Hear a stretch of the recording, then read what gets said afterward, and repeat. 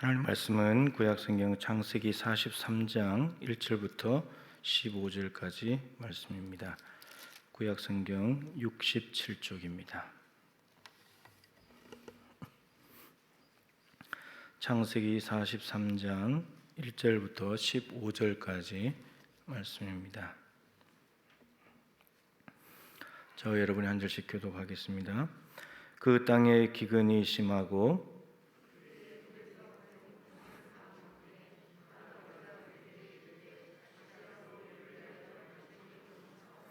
유다가 아버지에게 말하여 이르되 그 사람이 우리에게 엄히 경고하여 이르되 너희 아우가 너희와 함께 오지 아니하면 너희가 내 얼굴을 보지 못하리라 하였으니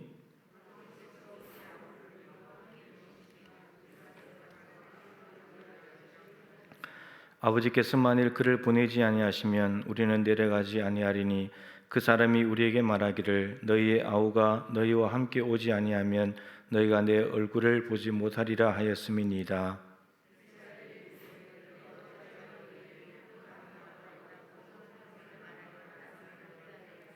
그들이 이르되 그 사람이 우리와 우리의 친족에 대하여 자세히 질문하여 이르기를 너희 아버지가 아직 살아 계시느냐 너희에게 아우가 있느냐 하기로 그 묻는 말에 따라 그에게 대답한 것이니 그가 너희의 아우를 데리고 내려오라 할 줄을 우리가 어찌 알았으리이까.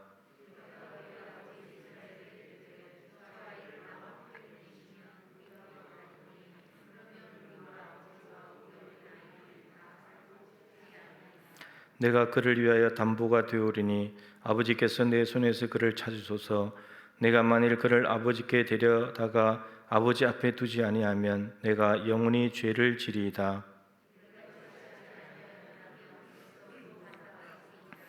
그들의 아버지 이스라엘이 그들에게 이르되 그러할진대 이렇게 하라. 너희는 이 땅의 아름다운 소산을 그릇에 담아가지고 내려가서 그 사람에게 예물로 드릴지니 곧 유향 조금과 꿀 조금과 향품과 모략과 유향나무 열매와 감 복숭아이니라.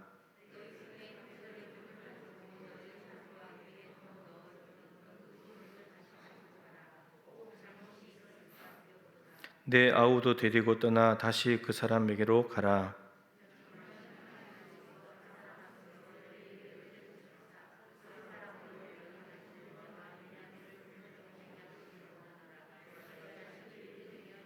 같이 읽죠. 그 형제들이 예물을 마련하고 갑절의 돈을 자기들의 손에 가지고 베냐민을 데리고 애굽에 내려가서 요셉 앞에 서니라. 아멘. 무엇을 붙들며 살 것인가? 라는 제목으로 조선일 목사님 말씀 전해주시겠습니다.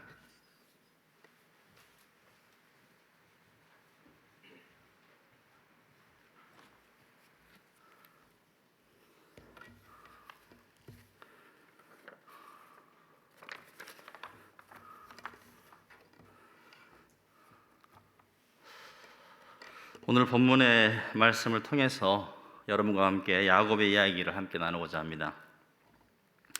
알다시피 창세기는 4대 족장이 소개되고 있는데요.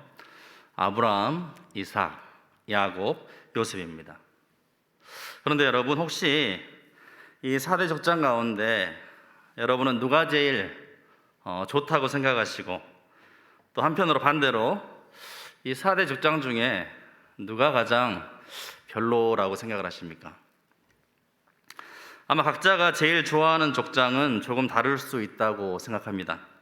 아브라함을 좋아하는 사람은 뭐니 해도 아브라함이 믿음의 조상으로서 하나님의 말씀에 순종하여서 본토와 친척 아비집을 떠나서 하나님이 지시한 땅으로 나아갔던 그 아브라함, 그리고 100세에 낳은 그 독자 이삭을 번제로 드리라는 말씀에 온전히 순종하였던 이 아브라함의 순종의 모습을 보면서 아브라함이 정말 최고다라고 생각하는 사람이 있을 수 있습니다. 그런가 하면 요셉 또한 빼놓을 수 없습니다. 요셉은 애굽에 팔려가서 노예 생활을 했음에도 불구하고 하나님을 늘 경외하였고 거룩함을 잃지 않았고 또 보디발 아내의 유혹도 물리치고 훗날 애굽의 총리가 되어서 흉년의 때 많은 백성의 생명을 살리는 그야말로 꿈의 사람이자 늘 하나님께서 형통케 하셨던 삶의 대명사라 할 수 있는 이 요셉도 정말 위대한 사람이죠. 다음으로 이삭도 나름 괜찮습니다. 분량이 얼마 나오지 않아서 그렇지. 에색, 신나, 이 르호봇의 이 우물 사건을 통해서 우리가 알 수 있듯이 자기를 시기하는 그 블레셋 사람들과 싸우지 않고 다투지 않고 온유하며 화평을 유지하려는 넓은 마음의 소유자였고, 또 하나님께 복을 받아서 형통한 삶을 살았음을 우리가 알 수가 있습니다. 그런데 딱 한 사람, 바로 야곱이죠. 과연 우리 가운데 야곱을 이 사대 족장 가운데 제일 좋아하는 족장으로 꼽는 사람이 몇이나 있을까요? 나는 야곱이 제일 좋습니다, 나는 야곱을 제일 본받고 싶습니다라고 자신 있게 말할 수 있는 사람이 우리 가운데 몇이나 되겠습니까? 사실 야곱은 이 형의 장자권을 가로채고, 또 이 과정에서 아버지 이삭을 속이고, 또 결혼해서도 한 명이 아니라 4명의 아내와 살게 되고, 그 과정에서 숱한 여러 갈등의 모습을 볼 때 야곱은 왠지 이 4대 족장에 들어가기에는 뭔가 좀 부족하고 문제가 있는 사람이 아닌가라는 그런 생각도 문득 해보게 됩니다. 그런데 여러분, 한편으로 보면 이 야곱과 같은 사람이 이 4대 족장으로 끼어 있다는 것이 한편으로 우리에게 얼마나 큰 위로가 되는지 모릅니다. 그렇지 않습니까? 더 다 잘나고 성격 좋고 믿음 좋은 사람들만 있다면 어떻겠습니까? 아, 나는 역시 안 되는구나, 이렇게 생각할 수 있을 텐데, 이렇게 야곱 같은 사람도 있어서 어쩌면 우리에게 큰 위안이 되고, 우리의 부족한 모습에도 실망치 않고 더욱 주님의 은혜를 구하게 되는 것입니다. 그래서 어쩌면 우리에게는 가장 친숙한 모습이 바로 이 야곱의 삶의 모습이 아닌가라고 생각해 보게 되는 것이죠. 그런 차원에서 본문을 읽어나가면 훨씬 더 우리에게 다가온 애가 풍성할 것입니다. 오늘 본문은 이 야곱의 노년의 모습을 그리고 있는데요, 오늘 이 야곱의 노년의 모습을 통하여서 우리의 모습을 다시 한번 비춰볼 수가 있고요, 우리의 인생을 돌아볼 수가 있고, 또 그 야곱의 삶 가운데 역사하시는 하나님의 놀라운 사랑과 은혜를 우리는 발견할 수가 있습니다. 그렇다면 야곱은 그동안 어떻게 살아왔는가, 다시금 이 야곱의 일생을 되짚어 보자면, 먼저 야곱은 그의 이름 자체가 발꿈치를 잡았다. 그 이름 자체가 다른 사람들은 막 되게 좋은 이름의 뜻을 가지고 있고 이러는데, 야곱의 이름은 발꿈치를 잡았다라는 뜻처럼 무엇인가를 꾹 움켜쥐는 그러한 인생의 연속이었습니다. 자신의 인간적인 연약함들, 또 부족함을 채우기 위해서 무엇인가를 꼭 움켜쥐고 발버둥치는 그런 삶의 연속이라고 할 수 있습니다. 그렇다면 야곱이 그토록 붙잡고자 했던 것들이 무엇이었는지 먼저 살펴보고자 합니다. 첫 번째는, 먼저 야곱은 장자권 명분을 붙잡으려고 했습니다. 야곱과 에서의 이 장자권에 대한 이야기는 우리가 주일학교 때부터 들은 단골 이야기입니다. 원래 장자권은 구약에서 매우 중요한 권리였습니다. 이 장자권은 아비의 권위를 공식 승계받고, 또 사회적으로도 한 가문의 대표자로 인정받을 뿐 아니라 다른 형제들보다도 무려 유산을 2배나 받게 되는 그런 권한이 있었습니다. 그래서 원래 이 장자권은 형이었던 에서의 몫이었습니다. 에서가 장자이기도 했고, 또한 에서는 진정한 아들과 같은 사나이였습니다. 사냥도 잘하고 활동적이고 호탕하기도 하고. 그런데 그에 반해서 그의 동생 야곱은 어떤 사람이었습니까? 야곱은 남자이면서도 약간 계집애와 같은 그런 내성적인 성격의 소유자였습니다. 형 에서가 밖에 나가서 사냥을 해오고 용감하고 멋있는 그런 사나이와 같다면, 이 야곱은 집에서 마마보이와 같이 엄마 리브가와 함께 요리하는 것을 좋아하고, 또 집에 머물면서 있기 좋아하는 그런 유의 사람이었다는 것이죠. 그래서 사냥한 고기를 좋아했던, 사냥한 고기를 즐겨 먹었던 이삭은 그때부터 큰아들 에서를 편애하게 되었고, 반면에 집에서 요리하면서 집안일을 돌보는 리브가는 이 집에 머물러 있었던 야곱을 편애하게 되고, 결국 이것이 가정의 갈등을 유발하는 이제 원인이 되게 되는 것이죠. 결국 장자권 때문에 이제 문제가 드러나게 됩니다. 원래 장자권은 에서의 것인데 이 야곱이 장자권을 얻기 위해서 팥죽으로 이 형의 장자권을 사고 또 장자의 축복을 받기 위해서 아버지 이삭을 속이기까지 합니다. 아마 야곱은 이 장자권만 있으면 축복받은 삶을 살 수 있을 것이라고 생각했을 것입니다. 이 장자권의 축복만 받으면 그의 삶이 언제나 형통할 것이라고 생각했을 것입니다. 그런데 정작 이 장자권을 속이면서까지 가로챈 그의 삶이 여러분 이후에 어떻게 되었습니까? 그 즉시로 형 에서의 위협을 피해 도망가야 했습니다. 장자권을 얻으려고 한 것인데 이로 인해서 야곱은 즉시로 사랑하는 부모와 가족과 생이별을 하게 된 것입니다. 사랑하는 가정을 떠나야 했고 이제 외가로 가서 살아야 했습니다.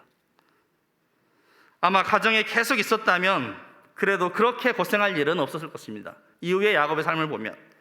그런데 일순간 가족들과 생이별을 하게 되고 집을 떠나면 정말 무슨 고생이라고 하잖아요. 이후로부터 야곱은 참으로 고생스러운 삶의 연속이었습니다. 장자권만 움켜쥐면 인생 한 방으로 다 끝나고 해결될 줄 알았건만 오히려 그 장자권으로 인하여서 원치 않는 이별과 고생스러운 삶으로 나가게 되었다는 것입니다. 만약 야곱이 형의 장자권을 욕심내지 않고 또 그런 옳지 않은 방법으로 탐하지 아니하고 그래서 이런 일로 형이나 아버지를 속이는 일도 없었다고 한다면 여러분 또 어떠했겠습니까? 아마 화목한 가정으로 아름다운 가정으로 또 평안한 삶을 살 수 있었겠죠. 아마 이렇게 파란만장한 삶이 되지는 않았을 수도 있었을 것입니다. 또 그로 인한 불필요한 형과의 갈등이나 또 가족과의 단란한 삶을 포기해야만 하는 그런 일도 야곱에게 없었을 것입니다.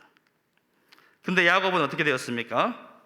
그 후로 타지에서 고생하며 살아야 했고 만만치 않은 삶을 살게 되었습니다. 그가 장자권을 얻기 위해 한편으로는 매우 소중한 것들을 잃어버리게 되었다는 것입니다. 아버지를 속이면 아버지의 부가 자기 손에 쥐어질 줄 알았는데 그에게 남은 것은 지팡이 하나뿐이었고 서슬퍼런 형 에서를 피해서 하루아침에 도망자의 신세로 전락하고 말았다는 것입니다. 두 번째로 야곱이 붙잡고 싶어 했던 것은 무엇입니까? 바로 사랑이었습니다. 사랑. 형 에서를 피해 외삼촌 라반의 집으로 피신했던 야곱은 거기에서 외삼촌 라반의 딸이었던 라헬을 사랑하게 됩니다.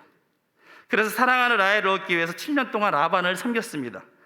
그런데 야곱이 라헬을 얼마나 사랑했던지 그 7년이라는 긴 시간을 불과 며칠같이 여겼더라라고 이야기하고 있지 않습니까? 얼마나 야곱이 라헬을 사랑했던지. 드디어 7년의 기한이 차서 야곱은 꿈에 그리던 이 라헬과 혼인을 하고 첫날 밤을 보내게 됩니다. 그런데 아침에 보니 라헬이 아니라 레아였습니다. 라반에게 속임을 당하고 말았습니다. 무려 7년이라는 시간 동안 라헬을 얻기 위해서 그 사랑을 얻기 위해서 갈구하며 수고했건만 이런 어처구니 없는 속임을 당하고 말았습니다. 속임수로 장자의 축복을 가로챘던 야곱이 이제부터는 되려 속임을 당하게 된 것입니다. 그런데 여기서 참으로 묘한 것이 사람이 정말 뿌린 대로 거둔다고 차자였던 야곱이 이 장자의 명분과 축복을 속여서 가로챘었는데 이제 정작 그가 차녀 라헬을 사랑하고 원했건만 차녀 라헬이 들어온 것이 아니라 누가 들어왔습니까? 장녀인 레아가 들어오는 그런 속임을 당하게 되었다는 것이죠. 이 얼마나 오묘한 이치입니까? 그러면서 라반은 언니보다 아우를 먼저 주는 것은 우리 지방에서 하지 아니하는 바라 하면서 라반에게 꼼짝없이 속임을 당하게 된 것입니다. 자기는 그러한 질서를 어기고 축복원을 가르치었었는데 라반은 뭐라고 합니까? 차녀가 먼저 들어온 것은 질서가 아니다 하면서 레아를 먼저 줬다는 거예요. 그렇게 속임을 당하는 것입니다. 그래서 원래는 라헬을 얻기 위해서 7년만 수고하면 됐었는데 이 외삼촌이자 장인인 라반에게 속아서 무려 14년을 그 양떼를 돌보느라고 수고하게 되었습니다. 물론 7일 후에 라헬을 얻긴 했지만 그 후로 또 무려 7년을 수고해야 했습니다. 한 여인을 얻기 위해 14년을 고생해야 한다면 우리 남자 성도 여러분 어떻게 하겠습니까? 도전하시겠습니까? 14년을 수고한, 아무리 좋아도 그렇지 14년간 일하라고 한다면 우리가 아무리 사랑해도 포기할 사람이 많을 것입니다. 아마 많이 잡아도 5년 정도는 저도 생각해 보겠는데 14년은 여러분 결코 짧은 시간이 아닙니다. 그럼에도 불구하고 야곱은 그 긴 시간을 인내하며 사랑을 붙잡고자 정말 힘쓰고 애썼던 것입니다. 그런데 이 사랑을 붙잡으려고 했던 것도 결코 쉽지 않았고 또 많은 희생을 요구했습니다. 첫날 밤 이 레아가 들어오는 곳으로 시작해서 한번 그의 이런 문제가 꼬이기 시작하더니 하필 또 자기가 그토록 사랑하는 라헬이 하필 아이를 갖지 못한 것입니다. 사랑하는 라헬이 곧바로 자녀를 순풍순풍 낳아줬으면 얼마나 좋았겠습니까? 그런데 인생이 어디 자기 뜻대로만 되는 것이겠습니까? 라헬이 아이를 못 낳으니까 이때부터 해서 갑자기 결혼 생활이 서로 애를 낳는 경쟁 관계로 바뀌어 버립니다. 그래서 라헬이 그의 종 비라에게로 들어가라고 하고 야곱이 비라에게 들어가서 단과 납달리를 낳게 되고, 그러자 이번엔 또 레아가 그 여종 실바에게 들어가라고 해서 실바를 통해서 갓과 아셀을 낳고, 사실 이 두 명의 아내도 복잡하고 정신없고 싸움이 그칠 날이 없는데 어느덧 4명의 부인까지 생기게 되어버렸습니다. 혹시 모르겠습니다.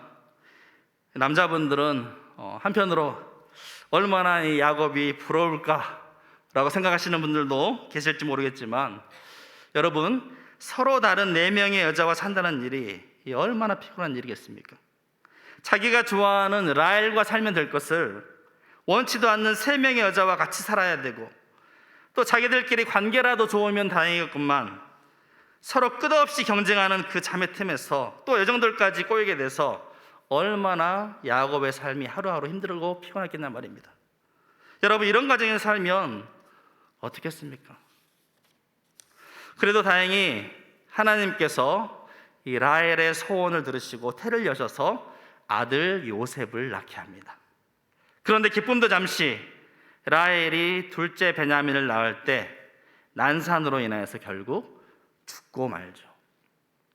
그리고 이후에 자신이 끔찍이도 아꼈던 라헬이 낳은 아들 그 요셉도 다른 형제들의 그 시기와 질투로 인해서 애굽에 팔려버렸다고 하는 소식을 듣게 되지 않습니까? 근데 야곱에게는 또 요셉이 마치 들짐승에 의해 잡아먹힌 것처럼 속였으니, 그들이 팔아버리고 나서 그 아버지에게는 마치 들짐승에 잡아먹였다고 속였으니 야곱은 꼼짝없이 자기가 사랑하는 아들 요셉을 악한 짐승에게 잃은 것으로 생각하여서 옷을 찢고 오래도록 애통하여하며 모든 자녀들이 위로해도 그 위로를 받지 않고 이렇게 울부짖었습니다. 내가 슬퍼하며 수월로 내려가 아들에게로 가리라 하면서 대성통곡했던 것을 볼 수가 있습니다. 그런데 또 이 과정에서 좀 묘한 것이 있는데요, 야곱이 형 에서의 복을 가로챌 때 이 털이 많았던 에서, 이것처럼 보이기 위해서 염소 새끼의 가죽을 손과 목에 덧입혀서 이삭이 막 이렇게 만질 때 에서처럼 보이게 이렇게 속였는데, 다름 아닌 이 요셉의 형들이 요셉이 들짐승에게 잡아먹혔다고 야곱을 속였을 때도 바로 이 염소의 피를 야곱의 채색옷에 묻혀서 속였다는 것입니다. 그런 거 보면 참으로 뿌린 대로 거둔다는 것이 참으로 맞는 말씀인 것이죠. 아무튼 사랑을 붙잡고자 했던 야곱은 그 사랑을 위해서 많은 희생을 감내했으며 결국에는 자신이 사랑했던 라헬도 먼저 떠나보내야 했고, 요셉 또한 그가 먼저 죽은 것으로 생각할 수밖에 없었다는 것이죠. 세 번째로, 야곱은 재산을 붙잡으려고 했습니다. 야곱은 또 자기 재산을 붙잡기 위해서 얼마나 땀 흘리고 수고했는지 모릅니다. 야곱이 라반과 품삯을 정하는 과정에서 라반에게 이렇게 말합니다. 내가 어떻게 외삼촌을 섬겼는지, 어떻게 외삼촌의 가축을 쳤는지 외삼촌이 아시나이다. 내가 오기 전에는 외삼촌의 소유가 적더니 번성하여 때를 이루었으니 내 발이 이르는 곳마다 여호와께서 외삼촌에게 복을 주셨나이다. 그러나 나는 언제나 내 집을 세우리까. 내가 와가지고 엄청나게 수고해서 이렇게 때가 늘어났는데 나는 도대체 내 집을 언제 세울 것입니까? 그래서 그때 야곱의 품삯을 정하게 되는데 양 중에 아롱진 것과 점 있는 것과 검은 것을 가려내고 또 염소 중에 점 있는 것과 아롱진 것을 가려내서 야곱의 품삯으로 정하게 됩니다.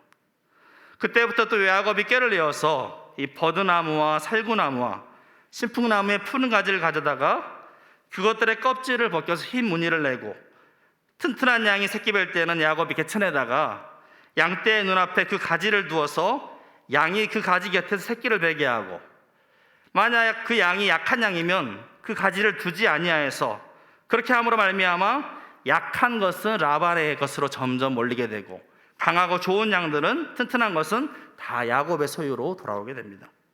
이에 그 사람이 매우 번창하여 양떼와 노비와 낙타와 나귀가 많았더라라고 야곱이 재물적으로 부유하게 되었음을 보여주고 있습니다. 그런데 이렇게 되자 야곱을 바라보는 외삼촌 라반의 안색이 이전과 같지 않았습니다.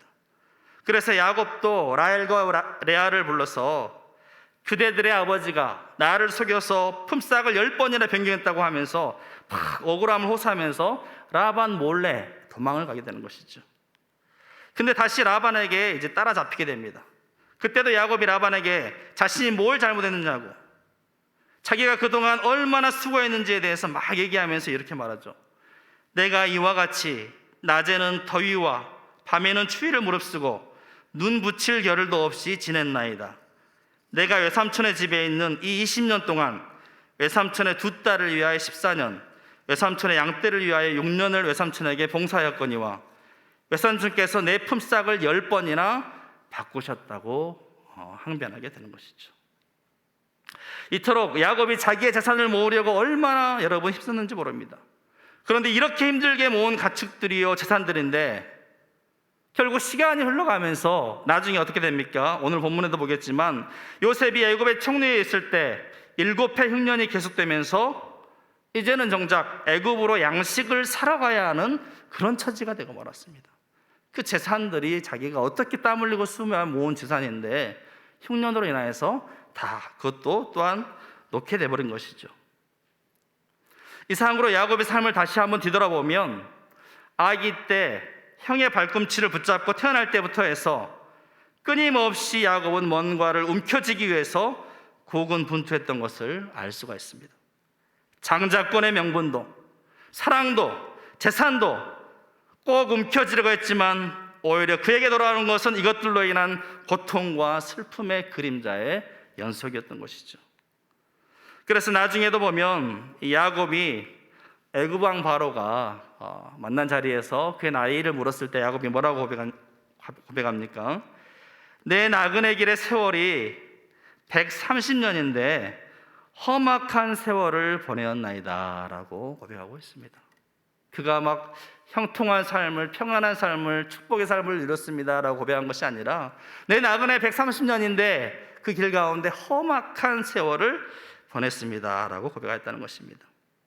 더 나은 인생과 삶의 행복을 위해서 당장의 눈에 좋아 보이는 것들을 움켜쥐려고 발버둥쳤던 그런 삶이었지만 뒤돌아보니 정작 손에 잡힌 것은 아무것도 없고 실로 고생과 수고가 넘치는 험악한 세월을 보내었다라고 그가 인생을 회고하고 있습니다. 그런데 이제는 자칫 라헬의 하나 남은 아들 베냐민마저도 잃을 수 있는 위기에 이제 처하게 된 것이죠. 처음에는 왜 이 일을 이 지경으로 만들었냐면서 베냐민을 보낼 것을 완강히 반대하였던 야곱이었지만 이제 그 움켜쥐려던 마음을 벗어버리고 비로소 전적으로 하나님께 다 맡겨버립니다. 그래서 여러분 본문 14절 말씀을 다시 한번 보시면요, 야곱이 말하기를 전능하신 하나님께서 그 사람 앞에서 너희에게 은혜를 베푸사 그 사람으로 너희 다른 형제와 베냐민을 돌려보내게 하시기를 원하노라. 내가 자식을 잃게 되면 이르리로다. 그동안 무엇이든 꼭 움켜쥐려고만 했던 그런 야곱의 삶이 이제 와서 드디어 잃으면, 내가 자식을 잃게 되면 이르리로다 하고 이 손을 펴고 전적으로 하나님만을 붙들게 되었다는 것입니다. 이제야 비로소 야곱은 전능하신 하나님을 붙잡은 것입니다. 하나님께서는 그 야곱의 마지막 남은 인간적인 욕심마저도 다 내려놓게 하시고 온전히 하나님만을 붙든 자로 변화시켜 가신 것입니다. 이 뒷이야기가 어떻게 진행되는지 이제 여러분도 잘 알고 계실 것입니다. 야곱은 베냐민을 잃기는커녕 죽었다고 생각했던 아들 요셉과도 다시 상봉하게 되고, 또 이 요셉과의 상봉의 과정을 통하여서 그동안 여러 가지 인간적인 욕심으로 말미암아 깨어졌던 그 가정이, 하루라도 평안할 날이 없었던 그 가정이 다시 온전히 회복되는 아름다운 모습을 우리가 다시 보게 되는 것이죠. 그리고 마지막으로 야곱은 자신을 사랑하는 12 아들들에게 대한 예언적 축복을 남기고 숨을 거두게 됩니다. 결론적으로 여러분, 야곱이 받은 축복이 무엇입니까? 자신의 힘으로 움켜잡으려 했던 세상의 복들이 아니라 바로 하나님을 붙잡는 인생으로서의 변화된 놀라운 축복이 바로 야곱이 받은 축복이었습니다. 히브리서 11장 21절 말씀에 이 야곱에 대해서 말하기를, 믿음으로 야곱은 죽을 때 요셉의 가가들에게 축복하고 그 지팡이 머리에 의지하여 경배하였으며 라고 야곱에 대해서 이야기하고 있습니다. 자신의 힘과 능력만을 의지하며 인간적인 방법과 속임수를 통해서 행복을 움켜쥐려 했던 이 야곱의 인생이 이제는 온전히 하나님만을 의지하며 신뢰하는 삶으로 변화되게 된 것입니다. 그가 움켜쥐려고 했던 세상의 것들을 놓고 온전히 하나님만 붙들고자 했을 때 하나님께서는 그 모든 것들을 회복시켜 주시고 채워주시는 놀라운 은혜와 축복을 베풀어 주셨던 것입니다. 그는 이제 더 이상 야곱이 아니었습니다. 거칠고 험한 이러한 연단의 과정을 다 통과한 후 마침내 하나님 앞에서 자신이 철저히 깨어지고 무너졌을 때 하나님께서는 하나님과 겨루어 이긴 자라는 뜻으로 이 빛나는 이름 이스라엘을 그에게 새롭게 지어주셨습니다. 이용규 선교사님의 책 이 내려놓음이라는 책에 보면 그 서두에 이런 글이 실려 있죠. 제가 한번 읽어드리겠습니다. 아들 동현이가 2살 때 함께 장난감 가게에 간 일이 있다. 동현이는 자신이 좋아하는 장난감을 2팔로 꾹 움켜쥔 채 가게를 나가려고 했다. 그러나 장난감을 가지기 위해서는 그것을 계산대에 올려 점원이 바코드 판독기로 읽게 해야 했다. 그래서 점원이 동현이의 팔에서 장난감을 넘겨받으려고 했을 때 동현이는 울며 장난감을 꼭 쥔 채 내려놓으려 하지 않았다. 장난감이 진정한 자기 것이 되게 하기 위해서 잠시 계산대에 그것을 내려놓아야 한다는 사실을 몰랐던 것이다. 하나님 앞에서 우리의 모습도 이와 비슷하지 않은지 돌아보게 된다. 영적으로 악인 우리는 내려놓으면 빼앗긴다고 생각한다. 그래서 더 움켜쥐려 하고 결국 그렇게 잡고 있는 한 그것들은 진정한 우리 것이 되지 못한다. 오히려 그것들이 우리를 옥죄게 된다. 우리가 잡고 있는 문제는 우리가 쉽게 해결할 수 없다. 그렇지만 하나님께 나의 문제를 내려놓고 인생의 계획까지 내어드린다면 해결받을 수 있다라고 서두에 말하고 있습니다. 또한 성 토마스 아퀴나스의 말년에 있던 일입니다. 그가 교회에서 조용히 기도하고 있었는데 그때 십자가에서 하나님의 음성이 그에게 들려왔습니다. 토마스야, 토마스야, 너는 나에 대해서 참 잘 썼구나. 그래, 내가 너에게 무엇을 해주기를 바라느냐. 여기서 이제 잘 썼다고 하는 것은 당시 그가 저술하고 있던 신학대전을 말하는 것입니다. 이 책은 수천 쪽에 달하는 방대한 분량이고 512개의 질문을 던지고 그것의 세분의 무려 2669개의 논문에 가까운 대답을 한 책입니다. 또 예상되는 반박 질문을 1000개에 대한 답변으로 실려 있습니다. 그래서 참으로 잘 썼구나. 내가 너에게 무엇을 해주기를 바라느냐라고 하나님의 음성이 들려왔다는 것입니다. 그때 토마스가 이렇게 말씀드렸습니다. 오직 당신뿐입니다, 주님. 네. 오직 당신뿐입니다, 주님. Only yourself, Lord. 이 한마디는 그의 사상을 완성하고 모든 저수를 능가한 것입니다. 또한 가장 위대한 질문에 대한 가장 위대한 대답이 되었던 것입니다. 그리고 시대를 초월해 모든 성도의 단 한 가지 기도 제목이자 유일한 소원인 것입니다. 하나님이 주시는 것이 아니라 모든 것을 넉넉히 주시는 하나님을 구해야 하는 것이지요. 말씀을 마치겠습니다. 사랑하는 성도 여러분, 여러분은 지금까지 무엇을 붙잡기 위해서 그토록 힘쓰며 애쓰고 달려오셨습니까? 오늘 본문의 야곱의 삶을 통하여서 볼 때 내 삶은 무엇을 붙들고자 그렇게 열심히 달려왔던 삶입니까? 이제 우리의 남은 평생 무엇을 붙들고 살 것인가를 오늘 야곱의 모습을 통해서 다시 한번 깊게 고민해봐야 할 때가 아닌가 생각해 보게 됩니다. 다른 것이 아니라 생명의 근원 되시며 인생의 생사화복을 주관하시는 전능하신 하나님만을 온전히 붙들고 살아갈 수 있기를 바랍니다. 다른 것들을 다 놓쳐버렸다 할지라도 우리가 하나님만 온전히 붙들고 신뢰하고 나아간다면 하나님께서 우리의 모든 것들을 새롭게 회복시켜 주실 것이고 부족한 모든 것들을 필요에 따라 채워주시며 우리의 삶을 가장 형통하고 복된 길로 인도해 주실 줄로 믿습니다.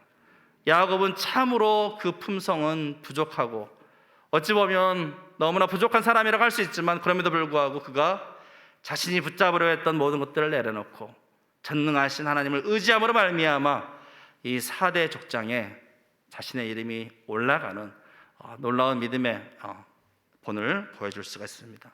우리 모든 성도들 또한 나의 연약함에도 불구하고 나의 부족함에도 불구하고 다른 세상의 헛된 것을 붙드는 것이 아니라 나의 부족함을 채워줄 그 어떤 것을 붙드는 것이 아니라 전능하신 하나님만을 붙듦으로 말미암아 승리하는 삶을 살아가는 무엇보다 형통한 삶을 살 수 있기를 주의 이름으로 축복합니다.